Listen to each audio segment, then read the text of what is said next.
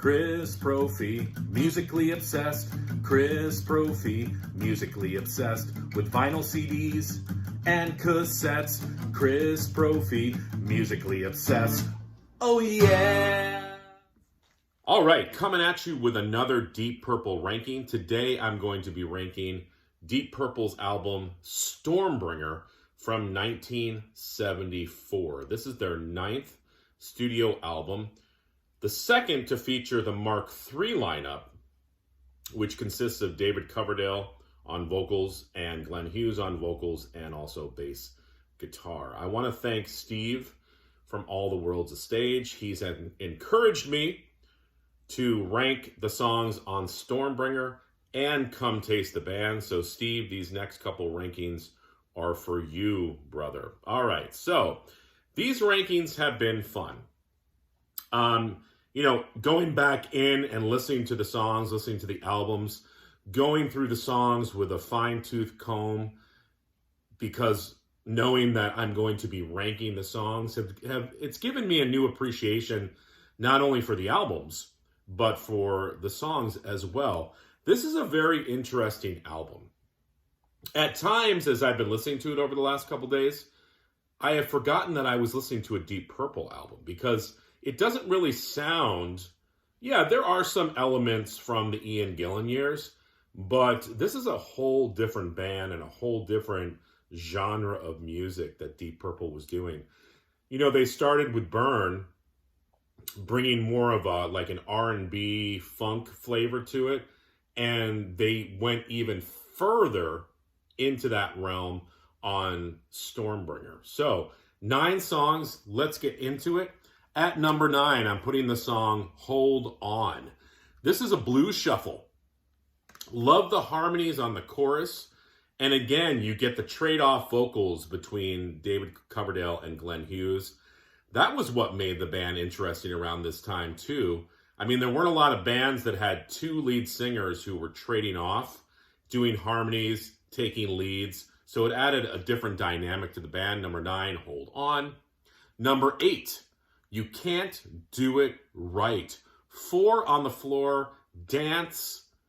Dare I say a little bit of disco in this song, and don't be scared off by that term disco. It's just a tad, little bit. I guess it's just the dance vibe to this song. I really dig it. Number 8, You Can't Do It Right. Number 7, Highball Shooter. Opens with a funky guitar riff laid down by Mr. Ritchie Blackmore, and I love the heavy chorus.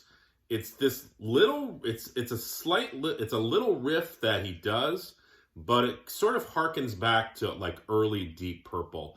And that's what's kind of neat about these Burn and Stormbringer and Come Taste the Band, is that it's a whole different band, but every once in a while you get those little things that remind you, oh yeah, I'm listening to a Deep Purple album. All right, number 6. Love Don't Mean a Thing. Kids, this is Funk 101, and I'm going to tell you right now. I said in my review of Burn that David Coverdale had sex in his voice. Well, you can hear it in this song. David Coverdale is literally grunting and groaning in the beginning of this song, and it works with the whole feel of the tune. And again, you can just picture females, maybe some males too, just ripping their clothes off and throwing it onto the stage. I mean, I don't know if they did this song live. They should, though, because David Coverdale, he would have gotten laid every night.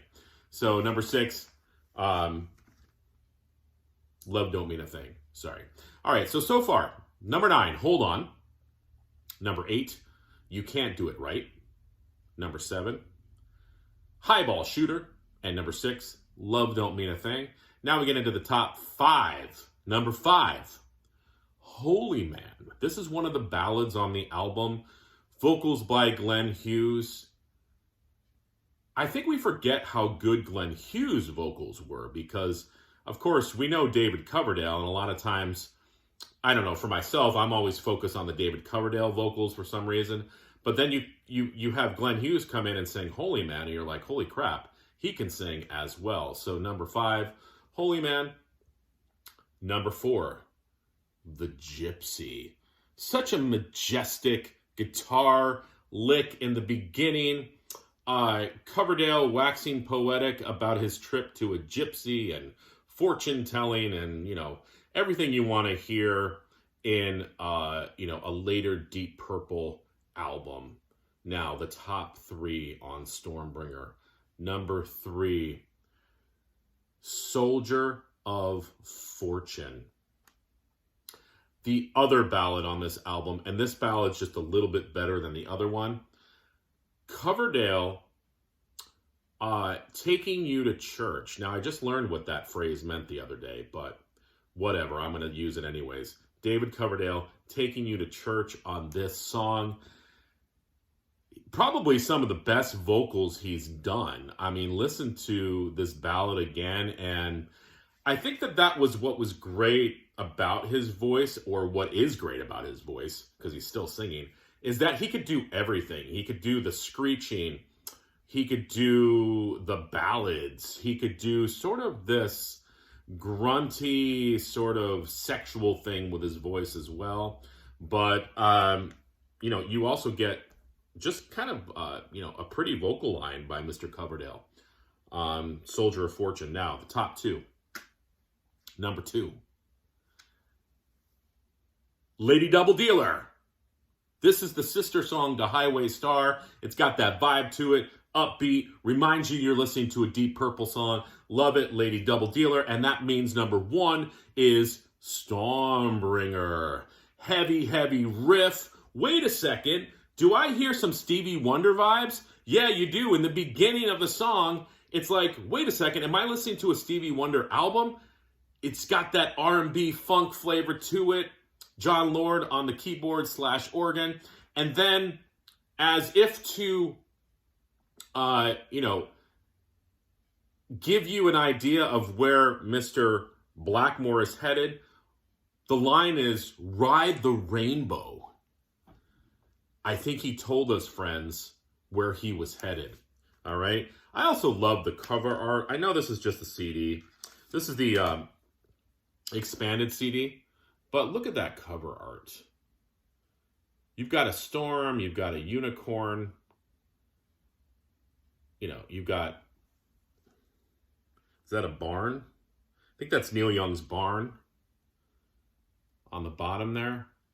Just killer artwork. Yeah, so there you go. My ranking. Number 9, Hold On. Number 8, You Can't Do It Right. Number 7, Highball Shooter. Number 6, Love Don't Mean a Thing. Number 5, Holy Man. Number 4, The Gypsy. Number 3, Soldier of Fortune. Number 2, Lady Double Dealer. And number 1, Stormbringer. What would your ranking be? Let me know. All right, guys. Bye.